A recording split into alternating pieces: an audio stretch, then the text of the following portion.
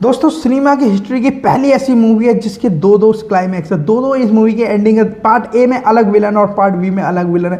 एक comedy mystery और एक मर्डर किलर टाइप की मूवी है जिसके अंदर कई सारी चीज़ें मतलब कई सारे राज छुपे हुए हैं और कई सारी चीज़ें ऐसी हैं जिसको सॉल्व करना है। ऐसी एक मूवी मेरा मूवी रिव्यू शो में आज आप सबके लिए एक मूवी लेके आए हैं जो कि बीते शुक्रवार यानी कि 6 जून को अभी रिलीज़ हुई है, हाउसफुल 5, जिसके पार्ट ए और पार्ट बी का दोनों को हम आज रिव्यू करने वाले हैं। जिसकी स्टोरी के बारे में बात करेंगे, एक्ट्रेस के बारे में बात करेंगे, डायरेक्टर के बारे में बात करेंगे, पब्लिक रिव्यू के बारे में बात करेंगे और कलेक्शन के बारे में बात करेंगे। IMDb रेटिंग्स क्या है और कितनी रनिंग टाइमिंग है उस सब के बारे में बात करेंगे। दोस्तों ये बॉलीवुड क्या हॉलीवुड सब ये पहली ऐसी मूवी है जिसके 2 एंडिंग है। हाँ दोस्तों, ये इस मूवी के पार्ट ए में अलग विलन है और पार्ट बी में अलग विलन है। मतलब मूवी लगभग सेम है बट लास्ट की जो 15 से 20 मिनट की जो स्टोरी है वो चेंज कर दी गई है इस मूवी की। अगर मैं इस मूवी के डायरेक्शन की बात करूँ तो तरुण मनसुखानी ने इस मूवी को डायरेक्ट किया। जैसे कि इसने पहले भी कई सारी मूवी को डायरेक्ट किया। सबसे पहले मैं अगर बताऊँ दोस्ताना, माय नेम इज़ खान और ड्राइव जैसी मूवी को इन्होंने डायरेक्ट किया। अगर मैं इनकी असिस्टेंट डायरेक्शन की बात करूँगा जिसमें इन्होंने असिस्टेंट किया है वो है कभी खुशी कभी गम, कुछ कुछ होता है, कभी अलविदा ना कहना और भी कई सारी मूवी है जिसमें जो इन्होंने असिस्ट किए हैं। अब बात करते हैं इस मूवी के एक्टर्स की, तो भाई साहब इतनी लंबी लिस्ट है इनके एक्टर्स की, तो मुझे ऐसा लगता है कि जितने भी फालतू के एक्टर थे, जितने भी जिनको कोई काम धंधा नहीं मिल रहा था, जिनको कोई काम नहीं था आसपास में, सबको इस मूवी के अंदर डाल दिया गया। किसी पे कॉमेडी हो या ना हो सबको इस मूवी के अंदर डाला गया है।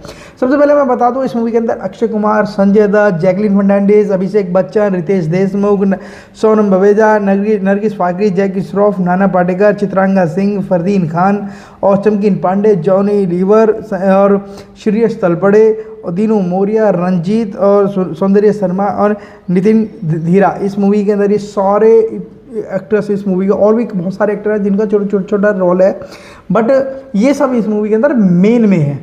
मतलब कि इतने सारे एक्टर्स मेन में हैं इस मूवी की कहानी के।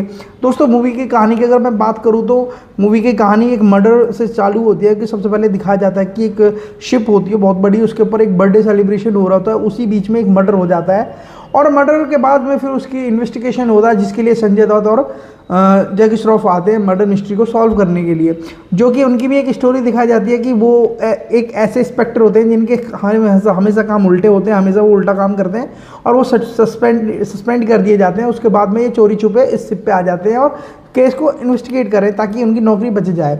और उसके बीच में इतनी कॉमेडियाँ, इतनी मतलब फनी पंचेस लाइन इस मूवी के अंदर डाली गई हैं कि आप हर मिनट में आपको मतलब कॉमेडी आने लगेगी, हर बीच आपको जोक्स आएंगे। और इस मूवी की अगर मैं म्यूज़िक की बात करूँ तो ओए होए क्या म्यूज़िक डाला है इस मूवी के अंदर। मतलब कि जिस तरीके की जिस मोमेंट पे वो म्यूज़िक चाहिए था ना उसी मोमेंट पे वो म्यूज़िक डाला है और इतनी अच्छी तरीके से म्यूज़िक के साथ तो मैं बताऊँ बहुत ही अच्छी तरीके से म्यूज़िक डायरेक्ट किया है।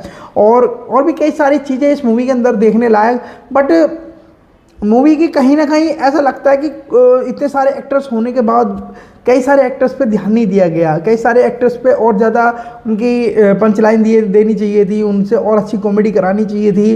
बट फिर भी ऐसा लगता है कुछ एक्टर्स सिर्फ खामा डालेगा इस मूवी के सिर्फ भीड़ इकट्ठी करने के लिए। जैसे कि मैं बताऊँ इस मूवी के अंदर जो मेन जिनके कोई इतने ज़्यादा रोल नहीं है, जैसे कि दीनू मौर्य हैं और श्रेयस तलपड़े हैं और रंजीत का तो खैर छोटा सा ही रोल है, ज़्यादा शुरू में ही दिखाया जाता है, उसके बाद का उनका इतना कोई खास ऐसा रोल है नहीं।